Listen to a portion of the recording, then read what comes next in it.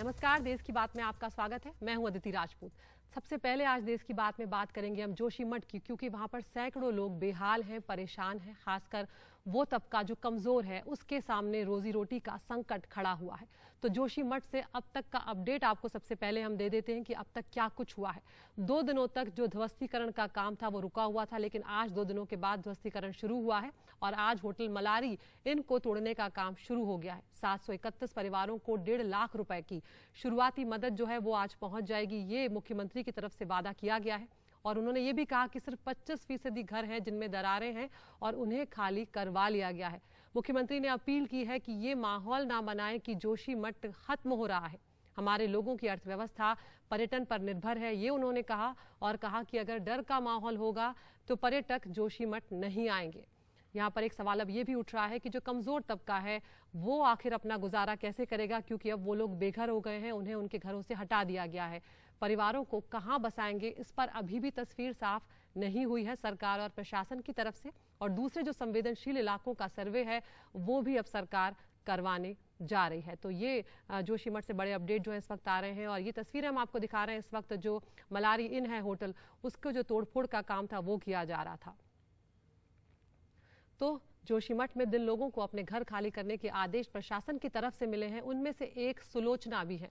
सुलोचना का परिवार पत्थर तोड़ने का काम करता है। जब हमारे साथी सौरभ शुक्ला उनके पास बातचीत करने के लिए पहुंचे तो पता चला कि उनके पास आज रात के खाने के लिए भी पैसे नहीं है। सबसे पहले वो बातचीत आपको सुनवाते हैं। हम इस वक्त जोशीमठ के सिंघधार इलाके में हैं। लोग अपना सामान ले लेके यहाँ से विस्थापित हो रहे हैं।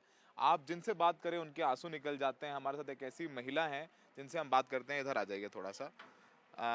क्या नाम है आपका? मेरा नाम सुलोचना है सर। सुलोचना जी, आप यहीं रहती हैं? हाँ, यहीं रहती हूँ। आप भावुक हो रही हैं। हाँ, गाँव नहीं हूँ भैया, हमारा तो ना इधर है ना उधर है। एक ही तो घर है मेरे पास, क्या करूँ? मेरे तो कुछ सरकार बोल रही, बोल तुम विस्थापित बनो। कहाँ बने हम विस्थापित? हमारे पास तो कहीं रहने खाने की जगह तक सामान नहीं है। विस्थापित कहाँ हो जाएंगे हम? हम विस्थापित होंगे, हमारी गाय बच्ची कहाँ जाएगी? आपके गाय बछड़े वगैरह भी हैं? हाँ, गाय बछड़े वाले हैं। बच्चे बेरोजगार हैं, दूसरों के गांव में जाके क्या हम रोजगार कर सकेंगे? पत्थर फोड़ते हैं मेरे बच्चे, तब खाते हैं हम खाना। मैं लकड़ी बेचती हूँ, घास बेचती हूँ, तब अपना गुजारा करते हैं। अपने गांव में तो चल जाता है गुजारा, दूसरों के गांव में चले जाएगा गुजारा? नहीं चलेगा भैया। हमारे तो कोई समझ में नहीं आ रही, हम क्या करें, कहाँ जाएं?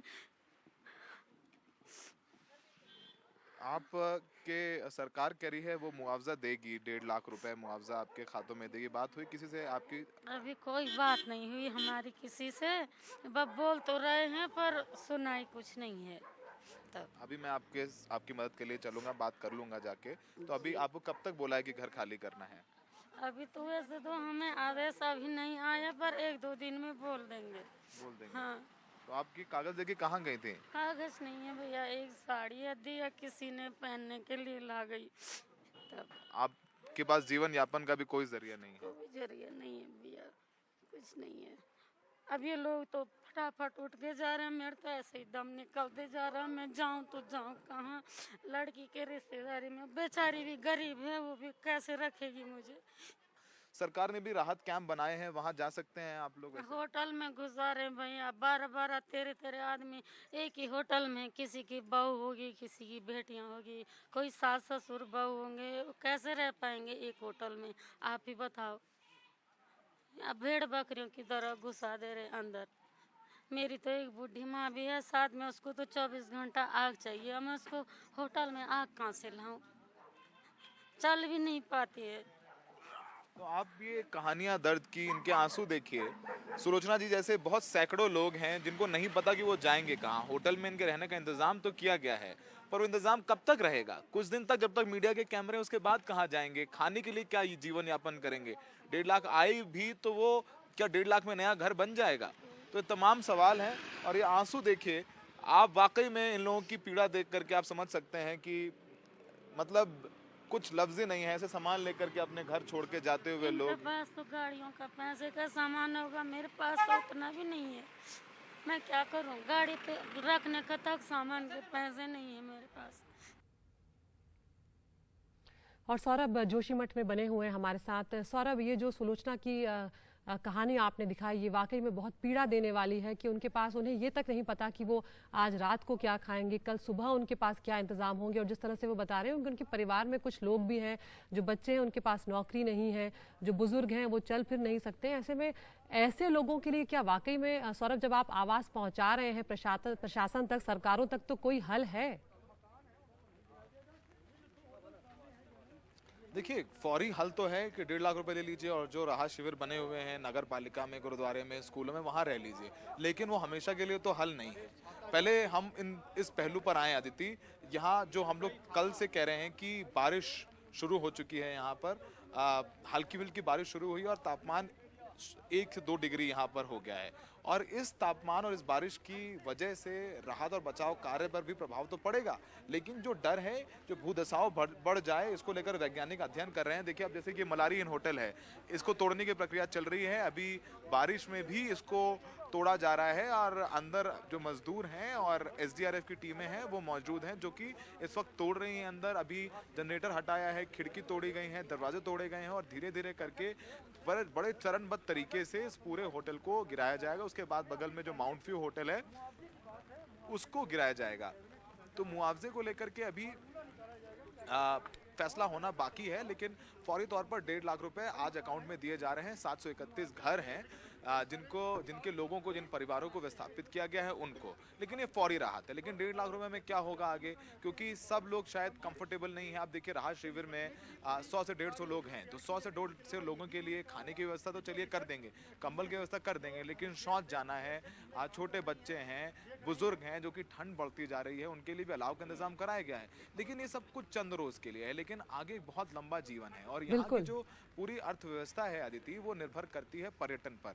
और जब दरारें बढ़ गई और जिस तरीके से यहाँ पर ये प्राकृतिक आपदा करिए कहिए या मानवीय आपदा कहिए, अब तो कह नहीं सकते कि भूदसाव किस वजह से हो रहा है। लोग एनटीपीसी को भी दोष दे रहे हैं, जिसका वैज्ञानिक अभी तक कोई आधार नहीं है, लेकिन लोग कह रहे हैं टनल्स बनी, तो किसी कुछ भी कह लीजिए, लेकिन इन सब में बीच में जो गरीब गुरबे हैं वो सबसे ज्यादा तकलीफ में है। बिल्कुल, और सबसे ज़्यादा चिंता भी शायद सरकार को उनकी ही करनी चाहिए, क्योंकि उनके आगे तो रोजी रोटी का भी संकट खड़ा हो गया, उनके पास खाने तक का इंतजाम नहीं है। सौरभ, ये जो मलारी इनकी तस्वीरें अभी आप दिखा रहे हैं, जहां पर आप खड़े हुए हैं, कितना वक्त लगेगा इसे गिराने में? और फिर आप दूसरी होटल का भी जिक्र कर रहे हैं, तो क्या ये पैरेलल चलेगा दोनों को गिराने का काम, या पहले एक को गिराया जाएगा उसके बाद दूसरे को गिराया जाएगा?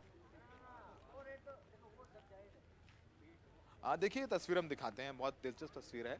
हमारे कैमरा पर्सन जूम करेंगे। जो मलारी इनका जो एक पार्ट है वो बगल में जो माउंट व्यू होटल है उसमें जाकर के टिक गया है।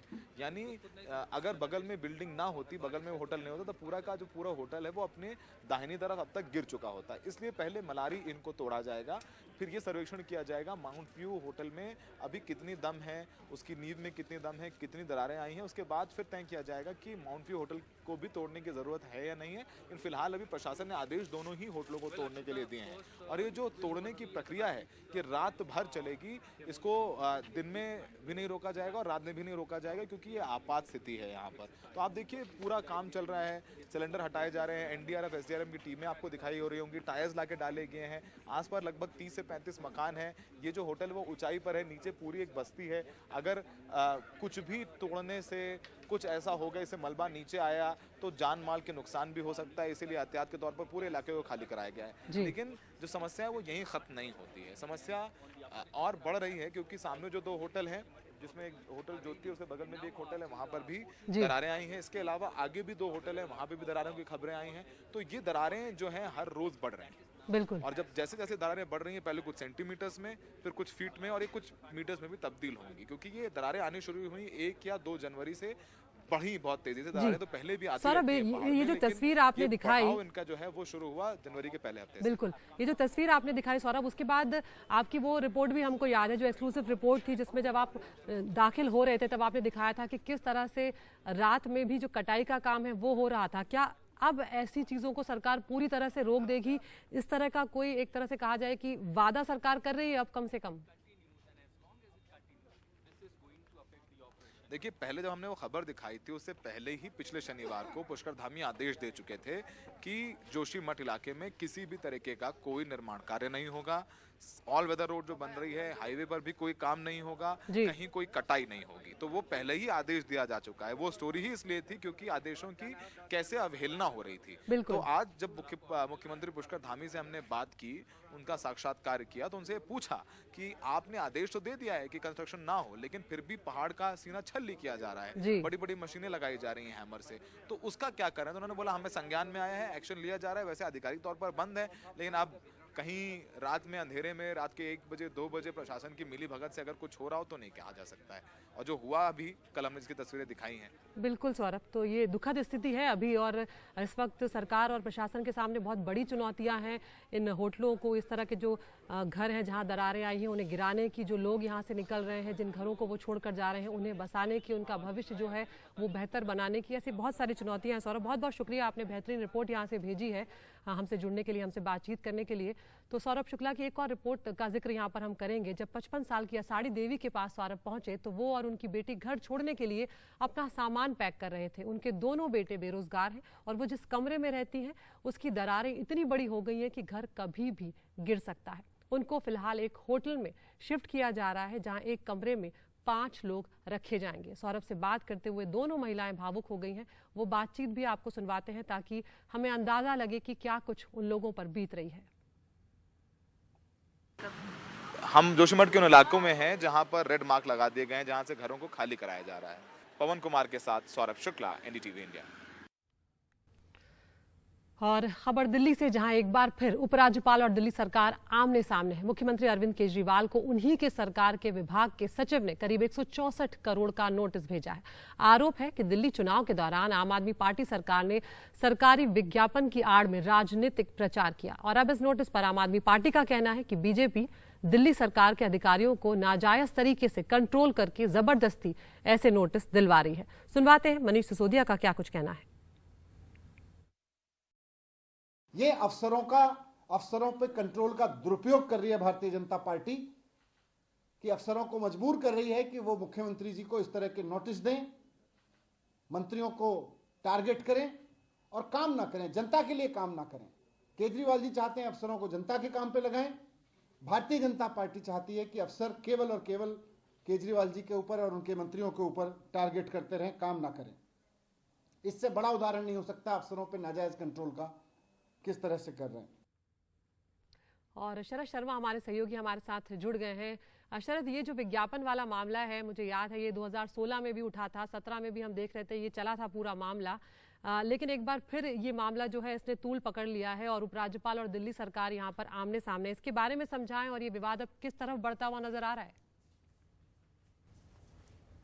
देखिए, हुआ ये था कि 2015 में अरविंद केजरीवाल पूर्ण बहुमत के साथ मुख्यमंत्री चुनकर आए और दिल्ली में उनकी सरकार बनी।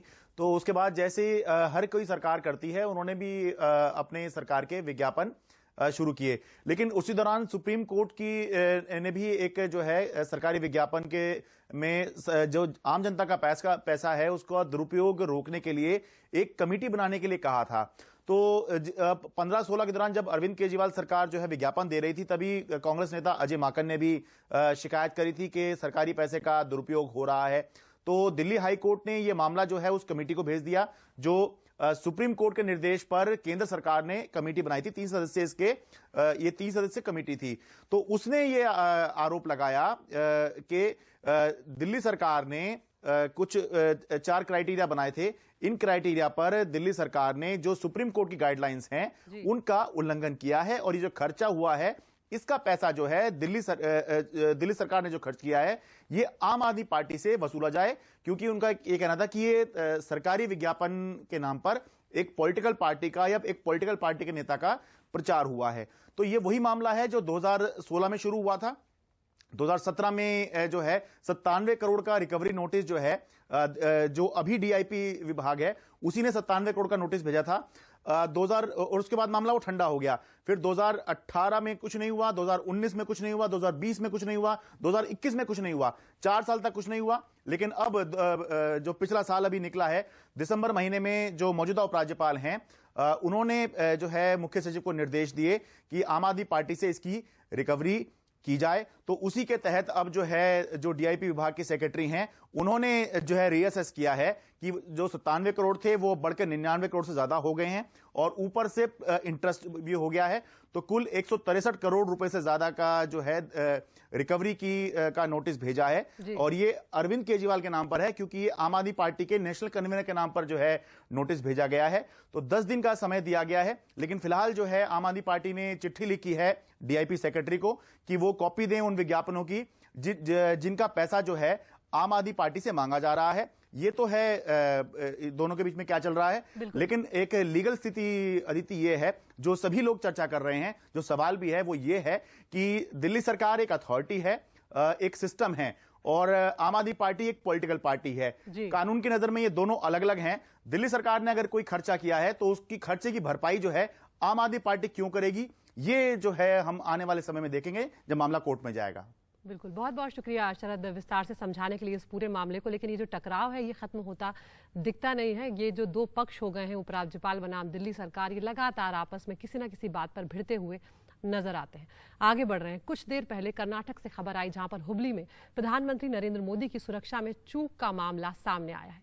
प्रधानमंत्री के रोड शो के दौरान एक लड़का उनके करीब पहुंच गया। तस्वीरें भी आपको दिखा रहे हैं, उसका वीडियो भी यहाँ पर है। ये देखिए आप, उसके हाथ में माला है और ये लड़का करीब पहुंच गया। बहुत ज़्यादा उम्र नहीं लग रही है, लेकिन इस तरह से प्रधानमंत्री की इतने नज़दीक आ जाने का मामला अपने आप में गंभीर मामला है, क्योंकि पूरा एक सुरक्षा कवच उनका होता है। और इस लड़के के हाथ में माला थी। लड़के को पूछताछ के लिए हिरासत में ले लिया है, उससे पूछताछ भी की जा रही है। तो ये वो तस्वीरें सामने आई जब प्रधानमंत्री की चूक के तौर पर इसे देखा गया है।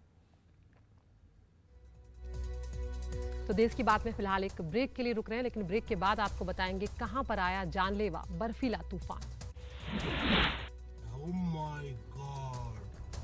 My God. My God.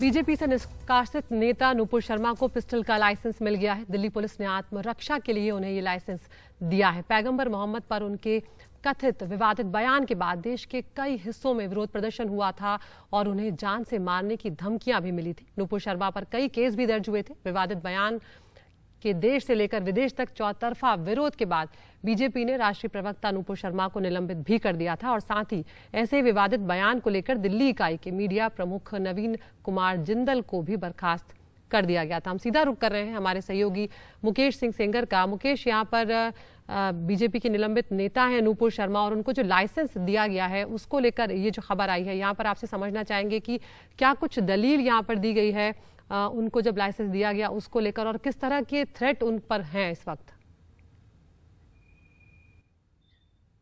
देखिए, जून 2022 में नुपुर शर्मा ने एक बयान दिया था एक टीवी डिबेट में, जिसमें उन्होंने पैगंबर मोहम्मद के बारे में टिप्पणी की थी और इस टिप्पणी के बाद लगातार उनका विरोध होना शुरू हुआ।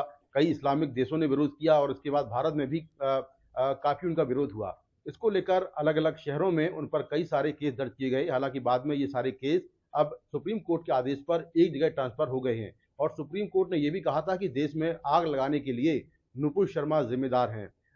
उनके समर्थन में कुछ लोगों ने सोशल मीडिया पर पोस्ट किए और उसके बाद कुछ लोगों की हत्याएं भी हुई थी, जिसमें उदयपुर और इसके अलावा पुणे में 2 लोगों की हत्याएं हुई थी। तो ये मामला काफी बढ़ता चला गया और तब से नुपुर शर्मा अंडरग्राउंड है, वो बाहर बहुत कम निकलती हैं और तब से उनको किसी भी डिबेट में नहीं देखा गया है।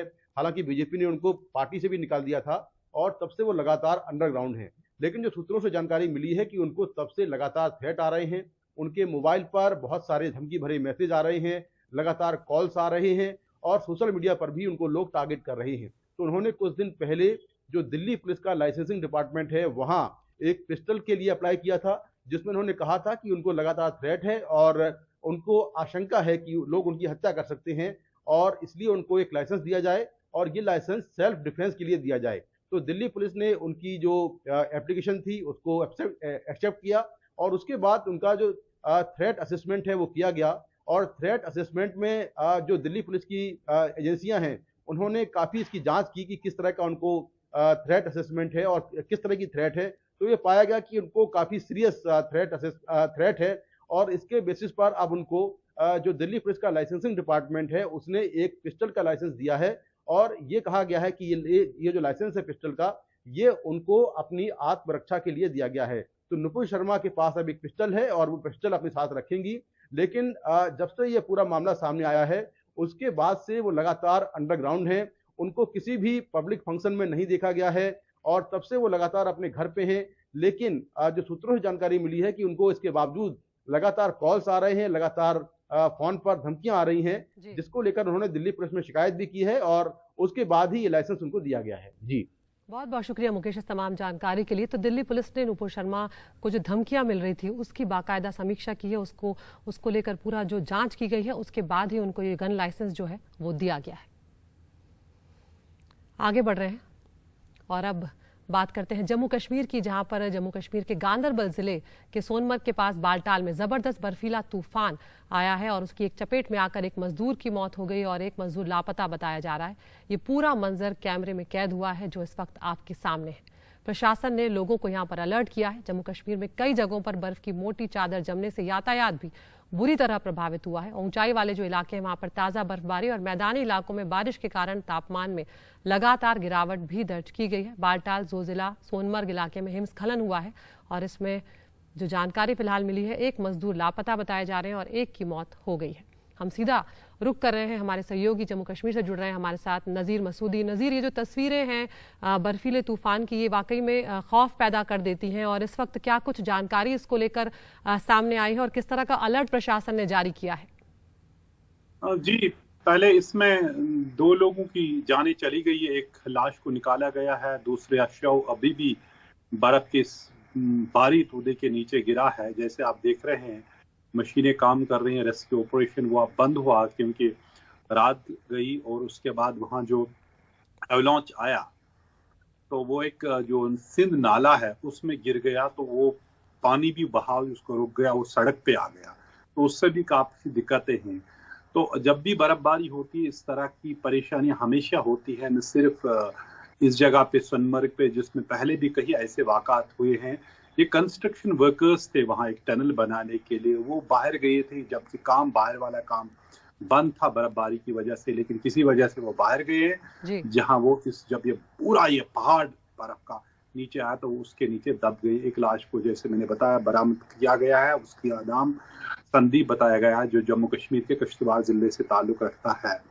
कल ही हमने देखा कि मच्छल में बर्फ खिसक गया और वहाँ 3 जो सेना के लोग जिनमें एक जेसीओ भी है उनकी मौत हो गई। तो कुल मिला के जब भी इस तरह की बर्फबारी होती है तो उसमें जान माल का काफी खतरा होता है, पसिया गिरने से, बर्फ धंसने से, खासतौर पे पहाड़ों पे, सरहदों पे। और आज ये दिख रहे हैं तस्वीरों में किस तरह एक भारी स्नो एवलांच वहां आया जिससे 2 लोगों की मौत हो चुकी है। बिल्कुल नज़ीर, यहाँ पर संक्षेप में ये भी समझना चाहेंगे कि इस तरह के तूफान की वहाँ के जो लोग हैं उन्हें आदत है, लेकिन अब जिस तरह की बर्फबारी हो रही है क्या पर्यटन के लिहाज से लोग खुश हैं, क्योंकि वहाँ पर एक बहुत बड़ा कारोबार का जरिया यही है? जी, दरअसल इन जगहों पे बर्फबारी हुई लेकिन हम यहाँ प्लेन्स में बर्फबारी की जो तवक्का करते थे वो नहीं हुआ। श्रीनगर हो या जितने भी प्लेन्स कश्मीर के हैं उनमें बर्फबारी नहीं हुई। यहाँ पहाड़ों पे बहुत जगहों पे बर्फबारी हुई। गुलमर्ग में जैसे स्कीइंग का होना था उतनी बर्फबारी नहीं हुई जितना होना चाहिए था, ताकि स्कीइंग का जो सेशन है वो सीजन है वो शुरू हो जाए। तो बर्फ अभी काफी कम है। लोग दुआ करते और उम्मीद करते हैं कि अच्छी बर्फबारी हो आइंदा आने वाले दिनों में, लेकिन अभी तक जो भी फोरकास्ट था IMD का वो सही साबित नहीं हुआ था। ये पहले बताया गया था कि अच्छी खासी बर्फबारी हो जाएगी कश्मीर के प्लेन्स में भी, वैसा नहीं हुआ, लेकिन पहाड़ों में कई जगहों पे बर्फबारी हुई, जैसे आप यहाँ देख सकते हैं सोनमर्ग और बालताल इलाके में जहाँ। बिल्कुल, बहुत बहुत शुक्रिया नज़ीर इस तमाम जानकारी के लिए, क्योंकि दिल्ली NCR में अच्छी खासी ठंड पड़ रही है तो हम अंदाज़ा लगा सकते हैं कि आप कितनी ठंड का यहाँ पर सामना कर रहे होंगे। बहुत बहुत शुक्रिया। एक ब्रेक के लिए यहाँ पर रुक रहे हैं, ब्रेक के बाद बताएंगे किन दवाओं पर है WHO को एतराज़।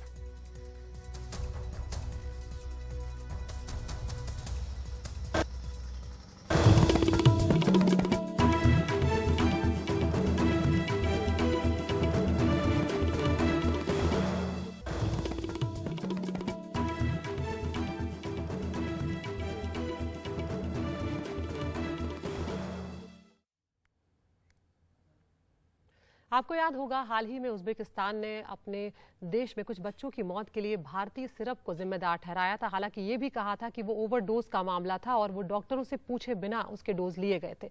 इस मामले में विश्व स्वास्थ्य संगठन ने अब कहा है कि एम्ब्रोनॉल सिरप और डॉक-1 मैक्स सिरप को पीना खतरनाक है, लिहाजा इसका उपयोग ना करें।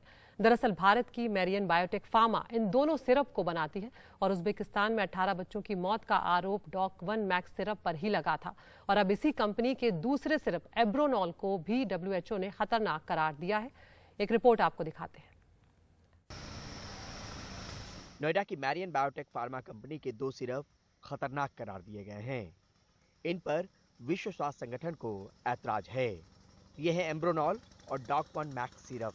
डॉक-1 मैक्स सिरप पीने से उज़्बेकिस्तान में 18 बच्चों की मौत का आरोप पहले लग चुका है। अब सवाल इसी कंपनी के दूसरे सिरप एम्ब्रोनॉल पर भी उठे हैं। WHO ने कहा है कि जिस किसी देश में एम्ब्रोनॉल और डॉक-1 मैक्स सिरप मौजूद हैं, कृपया इनका उपयोग न करें। अगर किसी ने इनका उपयोग किया हो या पीने के बाद किसी तरह की परेशानी हो रही हो तो फौरन क्वालिफाइड डॉक्टर से मिलें। साथ ही इसकी जानकारी नेशनल रेगुलेटरी अथॉरिटी या नेशनल फार्मेको विजिलेंस सेंटर को दी जाए। उज़्बेकिस्तान सरकार ने लैब जांच में पाया कि दोनों दवाइयों में डाइथिलीन ग्लाइकॉल और इथाइलिन ग्लाइकॉल की ज्यादा मात्रा मौजूद है। दिसंबर में आरोप लगने के तुरंत बाद जब जांच किया गया तो पाया गया कि कंपनी में गुड मैन्युफैक्चरिंग प्रैक्टिस की कमी है और तमाम दवाइयों के उत्पादन पर रोक लगा दिया गया। और अब इस मंगलवार को कंपनी का प्रोडक्शन लाइसेंस भी सस्पेंड कर दिया गया है। 27 दिसंबर को पहली बार भारत सरकार की जानकारी में यह मामला आया, लेकिन उस वक्त मेरियन बायोटेक की एक सिरप ही सवालों के घेरे में थी। अब दूसरी दवाई भी घेरे में है। स्वास्थ्य मंत्रालय के सूत्रों के मुताबिक केंद्र की CDSCO और उत्तर प्रदेश के ड्रग रेगुलेटर की साझा टीम प्लांट का मुआयना करेगी। सवालों में आए एम्ब्रोनॉल सिरप का सैंपल कलेक्ट करके जांच के लिए भेजा जाएगा। आरोप एक कंपनी पर, कटघरे में पूरा देश। लगातार उठ रहे ऐसे सवालों का जवाब सरकार को तलाशना चाहिए, चाहे वो अपनी व्यवस्था में बदलाव लाकर हो या फिर वैश्विक स्तर पर इस मुद्दे को उठाकर। नई दिल्ली से परिमल कुमार, NDTV इंडिया। तो देश की बात में एक छोटा सा विराम ले रहे हैं, उसके बाद आपको दिखाएंगे कैसा दिखता है बिना स्टैंड वाला स्कूटर।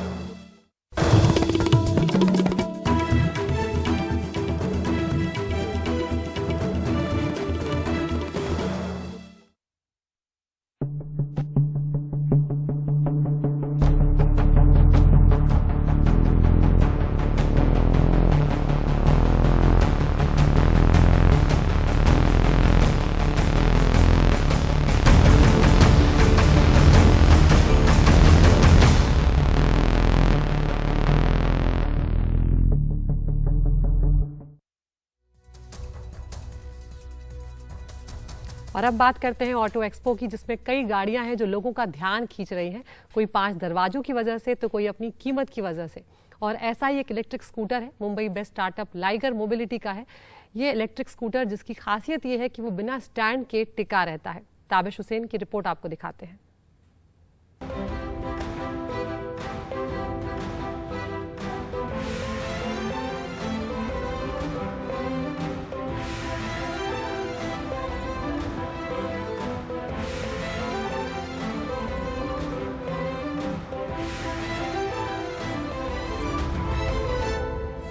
बहुत सारी इलेक्ट्रिक गाड़ियों के बीच इस बार के ऑटो एक्सपो में एक ऐसा इलेक्ट्रिक स्कूटर भी है जो सबका ध्यान खींच रहा है। Mumbai based startup liger mobility ने इस स्कूटर को तैयार किया है और इसकी खास बात यह है कि ये बिना स्टैंड के टिका रहता है। ये एक सेल्फ बैलेंसिंग स्कूटर है। So Liger Mobility Mumbai based company है। It has been in business for the last 5 years. हम लोग मुंबई और औरंगाबाद में हमारा प्रेजेंस है। ये आइडिया हमें आया 2 व्हीलर्स। हम बचपन से 2 व्हीलर्स वाली सिटीज़ में रहे थे, छोटी सिटीज़ में रहे जहाँ काफ़ी 2 व्हीलर्स यूज़ होते हैं। हमारे पेरेंट्स ऑल्सो 2 व्हीलर्स काफ़ी यूज़ करते थे। So that is where the idea came from. And वहाँ से हमने फिर एक डिफरेंशिएटेड प्रोडक्ट 2 व्हीलर्स के लिए बनाना चाहा। तो हमें ऑटो बैलेंसिंग एक प्रॉब्लम लगा जो लोगों को स्टॉप स्टार्ट ट्रैफिक में काफ़ी हेल्प करेगा। And at the same time वो भी हेल्प करेगा कि लोग लर्न कर पाएँ आसानी से। ये एक इलेक्ट्रिक स्कूटर है जो एक बार चार्ज करने पर 60 किलोमीटर तक चल सकता है और 65 किलोमीटर की अधिकतम रफ्तार पकड़ सकता है। इसमें नॉर्मल और लर्नर मोड है, जिससे जो लोग स्कूटर चलाना सीख रहे हैं उन्हें भी आसानी हो। ट्रैफिक में स्टॉप स्टार्ट, ट्रैफिक में लोगों को नीचे पैर टिकाने में दिक्कत होती है कई लोगों को, या ज़्यादा कंफर्ट हो जाएगा अगर पैर नहीं टिकाने पड़ेंगे, तो उसके लिए है। फिर जिनकी हाइट कम है, जो नए गाड़ी सीख रहे हैं, उनको एक सेफ तरीके से कैसे गाड़ी सीख सकते हैं, उनके लिए रेलेवेंट है। जो सीनियर सिटीजन्स है, लेट्स से जिनके पैर में या नी में दिक्कत है, तो उनके लिए रेलेवेंट, क्योंकि बहुत ज़्यादा कंफर्ट आपको बढ़ जाएगा इस चीज़ से। लाइगर मोबिलिटी के इस ऑटो बैलेंसिंग स्कूटर लाइगर की कीमत 90,000 रुपए के करीब होगी और इस साल के मध्य में इसके ऑर्डर लिए जाएंगे और दिवाली तक डिलीवरी की शुरुआत करने की योजना है। ऑटो एक्सपो से ताबिश हुसैन की रिपोर्ट, NDTV इंडिया। तो देश की बात में फिलहाल इतना ही। नमस्कार।